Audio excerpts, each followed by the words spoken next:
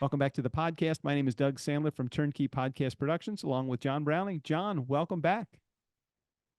Good to be back. I'm happy to have you here. And as we continue the philosophy, your philosophy of building your life, not just your portfolio, and building a better life, not just a better portfolio. Today we're going to talk about something that I have so many questions about, and I don't understand some of the things in the subject matter that we talk about, but today is the one that's the most confusing to me, which is taxable income in retirement versus tax-free income in retirement. Why the heck would I want any taxable income in retirement at all? Mm-hmm. Is a loaded question. It's a loaded question and it's a complex question. So, get out your thinking caps a little bit. We may ask you to work a little harder today and think Okay. a little harder. All I'm right. ready. I have my tablet and my pencil and pen. I'm ready. All technology ready to go. In case my tablet fails me, I have my trusty lead pencil. That's right. But it's a common question, right? Like when I start getting people excited about getting to zero, I know I talked about getting to zero, a 0% tax bracket in retirement, and it's a catchy title, and I use it, and people get excited. Oh, that'd be great to pay no taxes, right? And I say, whoa, wait. Why would you want to pay taxes on your tax bracket now if you could get your tax bracket down to like that 10-12% in retirement? Beginning to see this now. There you go. Because now you're making money, right? I'm putting everybody kind of in that. That's okay. What's a typical tax bracket right now? In that 22 to 28% tax bracket is where a lot of my clients are. And what is the lowest tax bracket other than the zero tax bracket that's out there? I think now it's right around 12 to 15.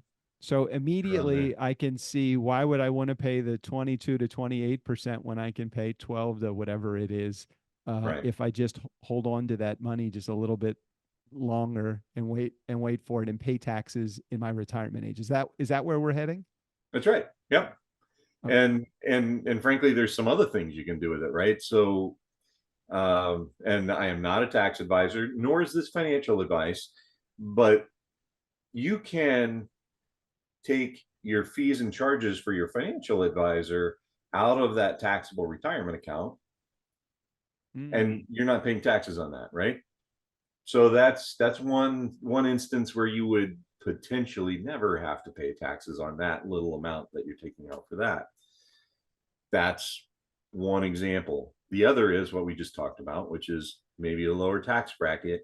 But if you have too much and you just, because your 401k is taxable, a lot of people's 401k is Right. taxable. Right. Your pension fund money is probably taxable. If you're involved with public service, you probably have what they call a drop program. And anybody who's not involved in public service is like, what the heck is he talking about? But if you are in public services, you have policeman, fireman, teacher, there's a drop program, which is essentially deferred comp.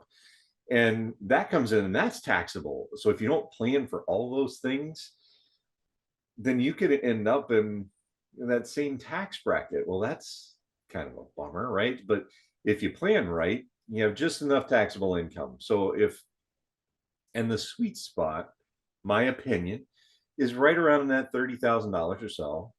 If you got $30,000 of income, you're not paying taxes on your Social Security check that's coming. Did you know you pay taxes on your Social Security Well, check? now, correct me if I'm wrong here, because I do get a chance to witness my mom's Social Security. Aren't all taxes? Doesn't it present to you with already the taxes taken out? Like you don't even know the Yeah. taxes are there, or is there something that I'm missing with the taxable income? No, I think that's how they get their checks. Yeah, it's just the check, and you don't see it like your paycheck. But I don't see it, right. if you're making taxable income outside of that Social Security, and that can be from anything, capital gains, interest, dividends, anything. Right. And it's over that between 30 and 35 now. I don't know exactly the number is. Again, not a tax advisor here. Right. Then you start paying taxes on your Social Security check, and that's a bummer. I already paid the taxes on my Social Security. Now I got to pay them again. It just doesn't seem fair, but nobody ever said the government was fair. So I got it. Okay, so that's pretty interesting. So you had mentioned a couple of those vehicles that were like the traditional ones, like the IRA and the 401k and the if you're in, service or those things. Are there other vehicles that would help you with this taxable income versus tax-free income status where like vehicles that I would want to even think about? Well, there's vehicles and there's tactics and strategies, two Got it. different things, right? Okay, that's good. So there's, of course, most people are familiar, you probably already know, right, about the Roth IRA, Hmm. but that can be somewhat limited for one reason is that just direct contributions you have to be making under a certain amount of income. That's first. So you might not even be eligible to contribute to a Roth. And then if you can, and you're over 50, you get the catch up. So you $7,500 a year. That's not that much Right, to right. save into something. And then you can do what's called and this is still a tax thing that's out there. It could go away next year. It could go away and never come back again. So if you're thinking about doing it, you might want to think harder. But right now, you can take your traditional IRA that would be the taxable as you took it out in retirement, pay the taxes on it now at your current uh, income level. Hmm. So again, you got to be careful with that because if you take too much out all at once, then you jump into a new higher tax bracket. And it's a good idea to have the current cash flow to pay that rather than taking it out of your retirement accounts. But there's a math problem to do to say whether or not you should. Right. Of course, there's always a math problem. So you pay taxes on it now and you roll that over into a Roth. It's called a backdoor Roth conversion. Okay, that gets a little bit complicated, but that's not complex. That's just complicated. So that's a math problem. And then there's two other tactics that you can use. You can, using the rule of T70, I believe it is, in the IRS tax code, you can start taking early withdrawals from your taxable 401k in equal amounts. And there's some rules around this, right? So again, complicated, not complex. Right, right. So you start taking that earlier while you're still working Hmm. at the job that you're working at. You start taking that out and you start converting that into a Roth IRA. Okay. Again, I'm going through these way Interesting. too fast, right? Interesting though. I like the creativity behind the thinking here, and again, not these are all just taking advantage of opportunities that are already out there for you that we just may not realize that are out there for us. Right. And keep in mind, people think that their 401k, 403b doesn't have fees on it. It does. Okay. You may not see them, if you want to call up your HR department and get a copy of the summary plan document and read through it and find in the fine print, but there are fees. The average fee on a 401k in the United States, I think it's been about 6 months since I looked this up, but it's about 1.47%. Okay. Um, Most financial advisors, well, I don't know about most, but we don't charge that much. All right. Uh, And so share with me how you determine how much I want as taxable income versus tax-free income. How do I get to that magic $30,000 number or whatever that number is at the time that you retire? What's the best plan? How do you determine these things? so it's different for everyone. We say that, but in general, what would produce for you based on your risk level and income of about that $30,000 range? And depending on what your risk parameters are, if they're really really low, you could have a Right. bigger, if they're higher, then you could produce maybe more income, but it wouldn't be, be more volatile.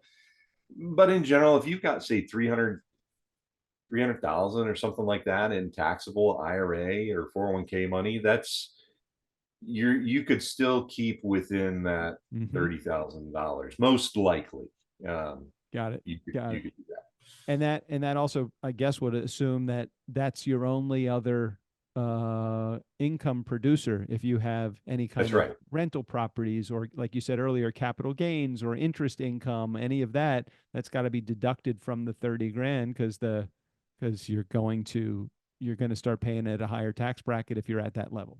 And another part of the complexity, not the complicated part, right, is somebody owns a business or somebody owns a rental property, like you said, or something like that. And they've really been thinking this through. And so they actually don't even have the 300,000. Maybe they got 100,000 in taxable. But then one year they say, I'm tired of owning the second property. I don't want to do that anymore. They sell it, big gain. Suddenly they're in a higher tax bracket. They're, by the way, another thing that happens when you go into a higher tax bracket, you know what else goes up? Medicare Mm, goes way up. So okay. not only are you saving on taxes, but if you can show you've only had, say, 30 grand in taxable income, your Medicare costs go down substantially. So it's more than about just taxes. Again, it gets complex. It's not just complicated. Okay. So there's a lot of things to think about, a lot of moving pieces, a lot of things that you don't want to arrive at retirement age and not having had made decisions about those things already. How long is the timeline, in your opinion, before we wrap this episode up? How long is the timeline before you start to need to make the plan to lay all these things out so that you don't feel hurried to make the decisions Today. in a rash manner? Okay, so is it today? Is that legit? Yeah, I think it is legit. I mean, like I said, I've got 18-year-old clients. Actually, a 17-year-old client. But certainly, if you have, give me at least 5 years, but really 10 years. If you can give me 10 years, I mean, you can, because the other outside of the Roth, there's what they call an IUL. That's I like India, U like universal, L like life. And yes, it's a life insurance policy, but it allows you to take money out in retirement, a living benefit. Also, if you do it right, provides long term care insurance, does all Wow. kinds of other things. And that is arguably, I can make the argument that's better than a Roth Mm. to create tax free money for you in retirement. So much to think about, so many options for you. It does not have to be a confusing maze of complexity. It could be complex, doesn't have to be confusing, right? Right. But give me at least 10 years. Give me at least 5 years, but please try and give me 10 years to help you strategize and put things together the right way. And I think having a 10-year relationship with John to start with is probably not a bad idea. I've just known John for a couple of years, and I feel comfortable with him enough to say that you should have a 10-year relationship with John. I think he's in for the long run. So so Yep. if you want to reach out to John, the best way to do that, John, I'll let you read the magic numbers today if that works for you. If you would like all of my links, text the word life, that's LIFE, to 321-421-5213, and it will send you a electronic business card through a link in your text inbox. And there will be everything you ever wanted to know about me and probably a lot more. Or you can schedule some time directly on my calendar and you will talk to me. You won't talk to a member of my staff if you do that. So I want to make that clear. Or go to Guardian Rock Wealth with a th.com. And that's our website. There's a contact us section on there as well for you. All right. Well, John, thanks for hanging out with us another week, sharing your expertise and your inspiration behind wanting to help people find not just a bigger portfolio, but a better life and a better portfolio all at the same time. Thanks for being here, John. All right. Thanks. We'll see you next week.